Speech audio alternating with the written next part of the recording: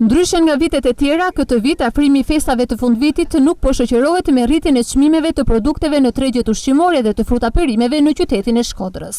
Një fakt i tillë pranohet nga vetë qytetarët, të cilët pohojnë se çmimet gjatë kësaj periudhe nuk kanë ndryshuar as pak. Përgjithësia nuk ka në lëvizje, për sa shoh tash. Për sa shoh për të momentin. çmimet janë krejt normal. S'ka më mirë, nuk kanë ndryshuar hiç. Një ashtu si kena pas para i javët për pikena.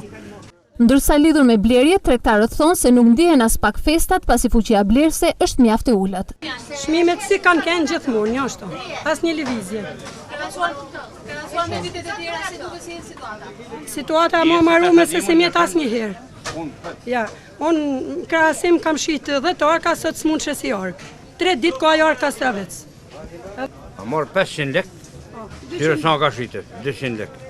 Për që të bodit bile me i thonë, a i ti ku që që e ka heth. E për kërës mija morë 500 lek. Krahasuar me vitet e tjera, si ndjen lëvizja e qytetarëve?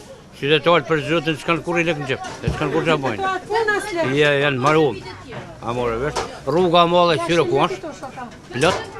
Kjo situatë në tregjet e Shkodrës, ku çmimet e produkteve nuk janë të larta, ndërsa fuqia blerëse mjaft e ulët, është një tregues i qartë i gjendjes ekonomike të qytetarëve që me sa duket këtë vit tryeza e tyre do të jetë më e varfër.